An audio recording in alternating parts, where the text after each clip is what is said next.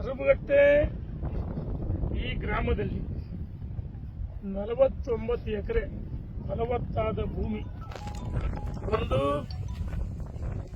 ಕಳೆದ 30 ವರ್ಷಗಳ ಹಿಂದೆ 35 ವರ್ಷಗಳ ಹಿಂದೆ ಬಗರುಕುಂ ಸಾಗುವಳಿದಾರರು ರೈತರು 1 ಎಕರೆ ಅರ್ಧ ಎಕರೆ 2 ಎಕರೆ ಸಾಗುವಳಿ ಮಾಡಿಕೊಟ್ಟು ಅಂತೇಳಿ ಅರ್ಜಿ ಹಾಕಿ ಸರ್ಕಾರ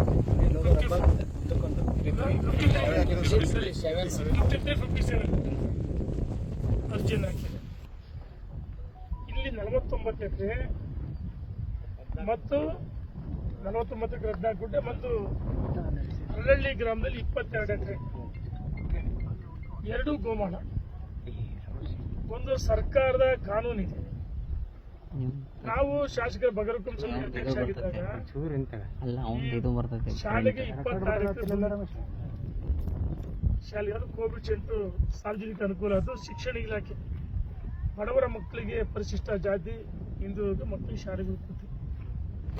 ಆ ಸಂದರ್ಭದಲ್ಲಿ 50 ಎಕರೆ ಭೂಮಿಯನ್ನು ನಾನು ಇಂಡಸ್ಟ್ರಿಯಲ್ ಇದಕ್ಕೆ ಕಾರಿಡಾರಿಗೆ ಮಾಡಿಸಿದ್ದೆ 2009.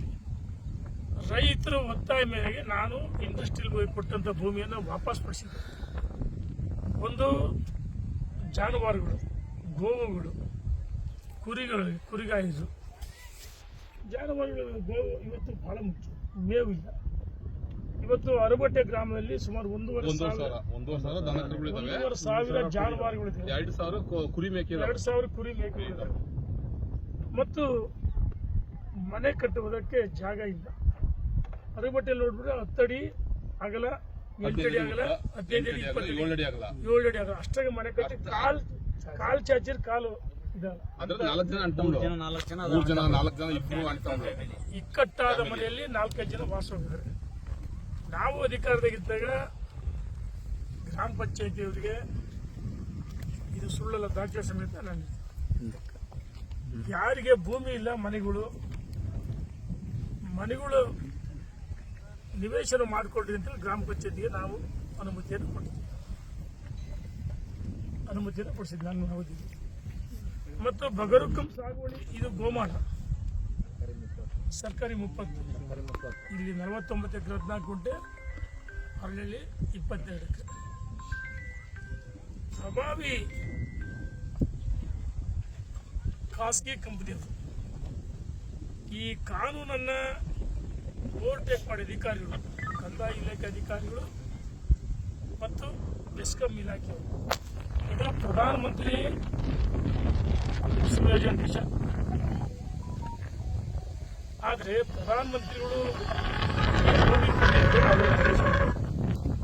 ಅವ್ರ ಉದ್ದೇಶ ಇವತ್ತು ಏನು ಜಲವಿದ್ಯುತ್ ಕಡಿಮೆ ಆಗ್ತದೆ, ಹಾಗಾಗಿ ನಾವು ಸಹಜವಾಗಿ ಬಜೆಟ್ನಲ್ಲಿ ಸೋಲಾರ್ಗೆ ಅವಕಾಶ ಕೊಡ್ತೀವಿ.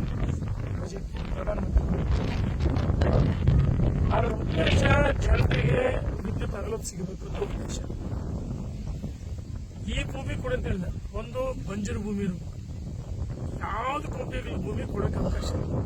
ಇದು ಫಲವತ್ತಾದ ಭೂಮಿ. ರೈತರು ಅರ್ಧ ಎಕರೆ 1 ಎಕರೆ ಹೊಡ್ತಾರೆ. ಜಾನುವಾರುಗಳು, ಹಸುಗಳು ಮತ್ತು ಕುರಿ ಮೇಕೆಗಳಿಗೆ ಮೇಯಕ್ಕೆ ಅವಕಾಶ ಇಲ್ಲ. ಈ ಭೂಮಿಯನ್ನು 49 ಎಕರೆ 14 ಗುಂಟೆ ಇಲ್ಲಿ ಅರಬಟ್ಟೆ ಕೊಡ್ತಾರೆ. ಹರಳಳ್ಳಿದು ಇಲ್ಲಿ ಬಹಳಷ್ಟು ಕೋಟ್ಯಾಂತರ ರೂಪಾಯಿ ವ್ಯವಹಾರ ಆಗಿದೆ. ನಾನು ಸವಾಲು ಹಾಕ್ತೀನಿ. ಒಂದು ಬೆಸ್ಕಾಂ ಇಲಾಖೆಯವರು ಮತ್ತು ಕಂದಾಯ ಇಲಾಖೆಯವರು, 2 ಇಲಾಖೆಯವರು ಮತ್ತು ರಾಜಕಾರಣಿಗಳು ಕೆಲವರು. ನಾನು ಸಮಯ ಬಂದಾಗ ರಾಜಕಾರಣಿಗಳ ಹೆಸರು ಹೇಳ್ತೀನಿ. ಈಗ ಇದನ್ನ ಸೇರಿ, ಯಾಕಂದ್ರೆ ಕೇವಲ ಅಧಿಕಾರಿಗಳು ಮಾಡಕ್ ಸಾಧ್ಯ ಇಲ್ಲ, ರಾಜಕಾರಣಿಗಳು ಸಹಕಾರನೂ ಬೇಕು. ನಮ್ಮ ಊರಲ್ಲಿ ಯಾಕಂದ್ರೆ ನಾನು ಸಾಕಷ್ಟು ಸಿಂಗಲ್ ವಿಂಡೋ ಅವಕಾಶ ಇತ್ತು ಇಂಡಸ್ಟ್ರಿ ಮಾಡಕ್ಕೆ. ನಾನು ಅವಾಗ ಎಕ್ಸೈಸ್ ಮಿನಿಸ್ಟರ್ ಆಗಿದ್ದೆ, ಯಡಿಯೂರಪ್ಪ ಮುಖ್ಯಮಂತ್ರಿ ಇದ್ರು, ಮುರುಗೇಶ್ ನಿರಾಣಿ ಕೈಗಾರಿಕೆ ಸಚಿವರು. ನಾನು ಸ್ವಂತ ಮಾಡ್ಕೊಂಡ್ಬಂದಿದ್ದೆ, ಬೇಕಾದ್ರೆ 100 ಎಕರೆ ಮಾಡ್ಕೊಬಂತು. ನಾನು ಸ್ವಂತಕ್ಕೋಸ್ಕರ ಮಾಡ್ಕೊಳ್ಳಿ, ಯಾರಿಗೂ ಖಾಸಗಿ ವ್ಯಕ್ತಿಗಳಿಗೆ ಲೀಸ್ ಕೊಡ್ಲಿಲ್ಲ. ಆ ಭೂಮಿಯನ್ನು ನಾವು ಸ್ಮಶಾನಕ್ಕೆ ತೆಗೆದಿದ್ವಿ ಮತ್ತು ದನಕರುಗಳಿಗೆ. ಉಳಿದ ಹೆಚ್ಚುವರಿ ಭೂಮಿಯನ್ನು ನಾವು ಬಗರ್ಕು ಮಂಜೂರು ಮಾಡಿದ್ವಿ.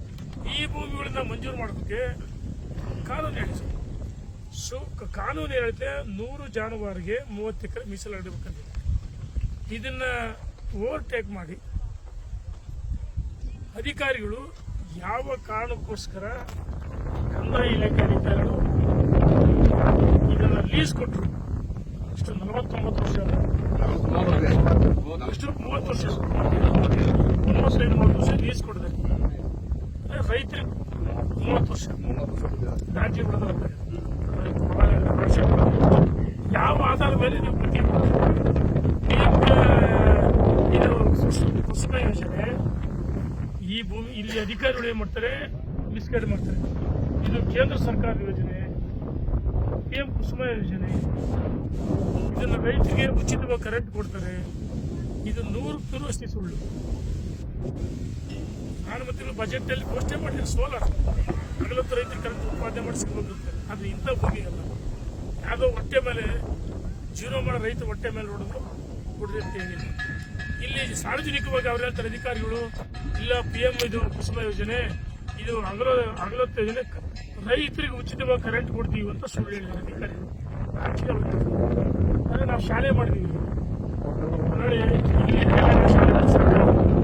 ಆ ಶಾಲೆಗಳಲ್ಲಿ ಸ್ಥಳೀಯ ಮಕ್ಕಳಿಗೆ ಓದೋಕೆ ಅವಕಾಶ ಇಲ್ಲ.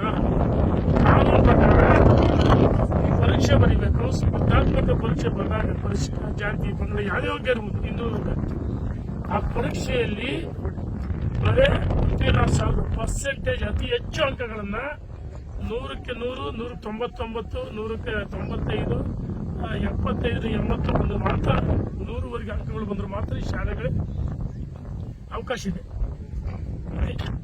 ಅದು ಉತ್ತೀರ್ಣ ಆಗಬೇಕು. ಶಾಲೆಗಳಲ್ಲಿ ಕಾಣದೆ. ಆಮೇಲೆ ಇಂಡಸ್ಟ್ರಿ ಮಾಡ್ತೀವಿ. ಇಂಡಸ್ಟ್ರಿ ಮಾಡಿದ ತಕ್ಷಣ ಡೈರೆಕ್ಟ್ ಸೇರಿಸಿ ಬಿಡ್ತಾರೆ. ಅದಕ್ಕೆಲ್ಲ ಸರ್ಕಾರದ ನಿಯಮಗಳಿದೆ. ಇಲ್ಲಿ ಉತ್ಪಾದನೆ ಮಾಡಿದಂತ ಕರೆಂಟು ಸಂಬಂಧಪಟ್ಟ ಇಲಾಖೆಗೆ ಮಾರಾಟ ಮಾಡ್ತಾರೆ. ಇಲ್ಲಿ ಉತ್ಪಾದನೆ ಅಂತ ವಿದ್ಯುತ್ ರೈತರಿಗೆ ಯಾರು ಸಿಗಲ್ಲ. ನಾನು ಸವಾಲಾಗ್ತೀನಿ, ರೈತರಿಗೆ ಮೋಸ ಸುಳ್ಳು ಹೇಳ್ತಾರೆ. ಇದು ಖಾಸಗಿ ಕಂಪನಿಯವರಿಗೆ ಈ ಭೂಮಿಯನ್ನ 30 ವರ್ಷ ಲೀಸ್ ಕೊಟ್ಟಿದ್ದಾರೆ. ಕಂದಾಯ ಇಲಾಖೆಯರು ಬೆಸ್ಕಾಂ ಸೇರಿ ಒಳ ಒಪ್ಪಂದ ಮಾಡಿಕೊಂಡು ರಾಜಕಾರಣಿಗಳ ಬೆಂಬಲದಿಂದ ಈ ರೀತಿ ಭೂಮಿಯನ್ನ ಅಕ್ರಮವಾಗಿ ಲೀಸ್ ಕೊಡಿದ್ರೆ, ನಿನ್ನೆ ದಿವಸ ನನಗೆ ಮಾಹಿತಿ ಬಂದಾದ್ಮೇಲೆ ಇಲ್ಲಿ ಸ್ಥಳದಲ್ಲಿ ಬಂದ್ರೆ ನಾನು ಕೇಳ್ತೀನಿ, ಏನಾದ್ರೂ ಅನಾಹುತ ಆದ್ರೆ, ಅಪಘಾತವಾದ್ರೆ, ಕಳ್ಳತನ ಆದ್ರೆ, ಅತ್ಯಾಚಾರ ಆದ್ರೆ, ಬರ್ಬರ ಹತ್ಯೆಗಳಾದ್ರೆ, ಮರ್ಡರ್ ಆದ್ರೆ ಪೊಲೀಸ್ನವರು ಬರೋದು ಕಷ್ಟ, ಬರೋದೇ ಕಷ್ಟ ದರೋಡುಗಳಂದ್ರೆ. ಆದ್ರೆ ನಾನು ಪೊಲೀಸ್ನವ್ರ ತಪ್ಪು ಅಂತ ಹೇಳಲ್ಲ, ರಕ್ಷಣಾ ಇಲಾಖೆ. ಇಲ್ಲಿ ಕಂದಾಯ ಇಲಾಖೆ ಅಧಿಕಾರಿಗಳು ಮತ್ತು ಬೆಸ್ಕಾಂ ಇಲಾಖೆ ಅಧಿಕಾರಿಗಳು ರಕ್ಷಣೆ ಕೊಡ್ರಿ ಅಂತ ಹೇಳಿ. ಅಂದ್ರೆ ರೈತರು ಈಗ ಯಾರಾದ್ರೂ ಭಯೋತ್ಪಾದಕರ, ಯಾರು ಭಯೋತ್ಪಾದಕರ ಬೈಕಿಗಳು ಅದ್ರ ನಕ್ಸಲೇಟ್ ಸರ್, ಅನ್ನದಾತರು, ಯೋಧರು, ರೈತರು ಎರಡು ಕಣ್ಣುಗಳು ಅಂತ ನಾವು ಹೇಳ್ತೀವಿ. ಅನ್ನ ಕೊಡ್ತಕ್ಕಂಥ ರೈತರ ಮೇಲೆ ಬೆಳಗಿನ ಜಾವ 5 ಗಂಟೆ ಬಂದು ನೋಡಿ, ಒಂದು ಆಂಬುಲೆನ್ಸ್, ವೈದ್ಯರುಗಳು, ಡಾಕ್ಟರ್, ಅದೇ ವೈದ್ಯರುಗಳು, ಡಾಕ್ಟರ್, ಸುಮಾರು 250-200 ಜನ ಪೊಲೀಸು, DR ವ್ಯಾನ್ಗಳು ಬಂದು. ನಾನು ಬಂದಂತ ಸಂದರ್ಭದಲ್ಲಿ 8 ಇಟಾಚಿಗಳು, 100 ಜನ ಖಾಸಗಿ ಕಂಪನಿ ಖಾಸಗಿ ನೌಕರರು ಸರ್ವೆ ಮಾಡ್ತಾರೆ. ನಾನು ಕೇಳಿದೆ, ನಾನು ಮೊನ್ನೆ AC ಅವ್ರು ಕರೆ ಮಾಡಿದೆ, ಏನು ಈ ರೀತಿ ಸರ್ವೆ ಮಾಡ್ತಿದಾರಂತೆ AC ಅವರಿಗೆ ಸಂಬಂಧಪಟ್ಟ ಇಲಾಖೆಯವ್ರಿಗೆ ಹೇಳಿದ್ರೆ, ಹೌದು ಸರ್ ಅವಾಗ ಆಗಿತ್ತು, ಯಾವ ಡೇಟಾ ನಿಮ್ದು ಕಾಲದಲ್ಲಿ ಬೇರೆ ಡೇಟಾ ಹೇಳ್ರಿ, ಇದು ನನ್ನ ಪಾಲಿಲ್ಲ ಅಂತ ಹೇಳ್ರಿ. ನಾವು ಜಿಲ್ಲಾಧಿಕಾರಿ ಹೇಳಿದ್ರು ಯಾರೇ ಇರ್ಬೋದು, ಅಷ್ಟಲು ಬಿಡಲ್ಲ. ಜಿಲ್ಲಾಧಿಕಾರಿಗಳು ನಿನ್ನೆಯಿಂದ ಕರೆ ಮಾಡಿದೀನಿ ವಿಚಾರಕ್ಕೆ. ನಾನು ಬೆಸ್ಕಾಂ MD ಅವರಿಗೆ ಮಾತಾಡಿದ್ದೀನಿ, ಮಾಂತೇಶ್ವಳಿಗೆ SP ಮೇಡಮ್ ಮಾತಾಡಿದ್ದೀನಿ, ಮತ್ತು AC ಸಂಬಂಧಪಟ್ಟವರಿಗೆ ಬಂದಾಗ ಇಲ್ಲಿ ಅವರು ಹೇಳ್ತಾರೆ ಇದು PM ಕುಸುಮ ಯೋಜನೆ, ಕೇಂದ್ರ ಸರ್ಕಾರದ ಯೋಜನೆ, ಹಾಗೆ ಕಟ್ಟೆ ಹೇಳ್ತಾರೆ. ಯಾರು ಎಷ್ಟು ಪಾಲಿದೆ ಇಲ್ಲಿ ಬಹಿರಂಗ. ಇದು ನಾನು ಹೇಳ್ತೀನಿ, ಕೋಟ್ಯಾಂತರ ರೂಪಾಯಿ ವ್ಯವಹಾರ ಆಗಿದೆ. ನಾನು ನೋಡಿ ಯಾವ ವ್ಯಕ್ತಿ ಹೆಸರು ಹೇಳಕ್ ಇಚ್ಛೆ ಪಡಲ್ಲ. ಕೋಟ್ಯಾಂತರ ರೂಪಾಯಿ ವ್ಯವಹಾರ ಆಗಿದೆ. ಖಾಸಗಿ ಕಂಪನಿ, ದಾವಣಗೆರೆಯ ರಾಜಶ್ರೀ ಖಾಸಗಿ ಕಂಪನಿ ಅವರಿಗೆ ಇದನ್ನ ಲೀಸ್ ಮಾಡಿದರೆ. ನೋಡಿ, 30 ವರ್ಷದ ಹುಡುಗಾಟಿಗೆ ಫಲವತ್ತಾದ ಭೂಮಿ, 1 ಎಕರೆ ಭೂಮಿ ಕಡಿಮೆ ಎಂದು ಈ ಡ್ರೈ ಲ್ಯಾಂಡ್ 35-40 ಲಕ್ಷ ರೂಪಾಯಿ ಎಕರೆ ಇದೆ. ನೀರಾವರಿ ಇದ್ದಂತ ಭೂಮಿ 50-60 ಲಕ್ಷ ಇದೆ. ಹಳ್ಳಿ ರೋಡ್ ಸೈಡ್ ಜಮೀನು 50-60 ಲಕ್ಷ, ಹಳ್ಳಿ 22 ಎಕರೆ ಕೊಡ್ತಾರೆ. ಒಂದು ನಿಮಿಷ ನಾನು ಹೇಳ್ತೀನಿ, ನಾನು ಹೇಳ್ತೀನಿ. ನಿನ್ನೆ ದಿವಸ ನನಗೆ ಕರೆ ಮಾಡಿರ್ತಾರೆ, ಖಾಸಗಿ ಕಂಪನಿಯವರು ಮಾಲೀಕರು ನಿಮ್ಮನ್ನು ಭೇಟಿ ಆಗ್ತಾರೆ ಪರ್ಸನಲ್ ಆಗಿ. ನಾನು ಹೇಳಿದೆ, ನಾನು ಯಾವುದೇ ಹಣದ ಆಸೆ ಜಗ್ಗನಲ್ಲ, ಬಗ್ಗನಲ್ಲ, ಕುಗ್ಗನಲ್ಲ, ರೈತರ ಎಲ್ಲ ವರ್ಗದವ್ರ ಪರ. ಈ ಒಂದು ಯಾರ ಆಸೆ ನಾನು ಜಗ್ಗಲ್ಲ, ಎಚ್ಚರಿಕೆ ಕೊಡ್ತಾನೆ. ಹೊನ್ನಳ್ಳಿ ಏನು ಹರಳಹಳ್ಳಿ ಗ್ರಾಮ ಇರ್ಬೋದು, ಅರಬಟ್ಟೆ ಗ್ರಾಮದಲ್ಲಿ ನಿಮ್ಮ ಏನು ಟೆಂಡರ್ ಆಗಿದೆ ಅಂತ ಹೇಳ್ತಿಲ್ಲ, ಇಲ್ಲಿ ಅವಕಾಶ ಟೆಂಡರ್ ಆಗಿತ್ತಾನೆ, ಖಾಸಗಿ ಜಮೀನು ಖರೀದಿ ಮಾಡೋಕ್ಕೆ ಅವಕಾಶ ಇದೆ. ಅದು ಏನು ಸರ್ಕಾರಿ ಭೂಮಿನೇ ಬೇಕಾ ನಿಮಗೆ ನುಂಗಕ್ಕೆ? ಈ ಅಧಿಕಾರಿಗಳು ಮತ್ತು ಇವರು ಕಳ್ಳಾಟದಿಂದ ಇಂಥ ಅನಾಹುತ ಆಗಿದೆ. ನಾನು ನಿನ್ನೆ ಇಟಾಚಿ ಮಿಷಿನರಿ ಎಲ್ಲ ಓಡಿಸಿದ ಬೆಳಗಿನ ಜಾವ 5 ಗಂಟೆಗೆ ಒಂದು ಠಿಕಾಣಿ ಹಾಕಿದೆ. ನಾನು ಸವಾಲಾಗ್ತೀನಿ, ಒಬ್ಬ ರೈತನ ಮೇಲೆ ನಿನ್ನೆ ಹೇಳಿದ್ದೀನಿ, ಒಬ್ಬ ರೈತನ ಮೇಲೆ ಹಲ್ಲೆ ಮಾಡಿದರೆ ನಾನು ಫಸ್ಟ್ ಎದೆ ಕೊಟ್ಟು ನಿಲ್ತೀನಿ. ಒಬ್ಬ ರೈತನಿಗೆ ಲಾಠಿ ಚಾರ್ಜ್ ಮಾಡಿದ್ರೆ ಬಿಡೋದು. ಅಂದ್ರೆ ಉದ್ದೇಶ ಡಾಕ್ಟರ್ ಕರ್ಕೊಂಬಂದ್ರೆ ತಳ್ಳಾಟದಲ್ಲಿ ಗಾಯ ಆಗಲಾದ್ರೆ ಇವನು ಎತ್ಕೊಂಡು ಹೋಗಿ ಹಾಸ್ಪಿಟಲ್ ಸೇರಿಸಬೇಕು. ಈ ಅಧಿಕಾರಿ ಎಚ್ಚರಿಕೆ ಕೊಡ್ತೀನಿ, 1 ಇಂಚು ಭೂಮಿ ಬಿಟ್ಕೊಡಲ್ಲ ಅಂತ ಹೇಳಿ ಎಚ್ಚರಿಕೆ ಕೊಡ್ತಾ ಇದ್ದೀನಿ. ಇದು ಕಳ್ಳಾಟ, ಇದು ಅಧಿಕಾರಿಗಳು ಸಂಬಂಧಪಟ್ಟ ಸೇರಿ ರೀಪ್ಲಾನ್ ಮಾಡಿದ್ರೆ ಇದನ್ನು ರದ್ದು ಮಾಡಬೇಕಂತ ಹೇಳಿ ನಾನು ಒತ್ತಾಯ ಮಾಡಿದ್ದೀನಿ. ಮತ್ತು ನಾನು ಈಗಾಗಲೇ ಹೇಳಿದ್ದೀನಿ, ಇದನ್ನ ಸಂಬಂಧಪಟ್ಟ ಇದು ಗಮನಕ್ಕೆ ತಂದಿದ್ದೀನಿ. ನಾನು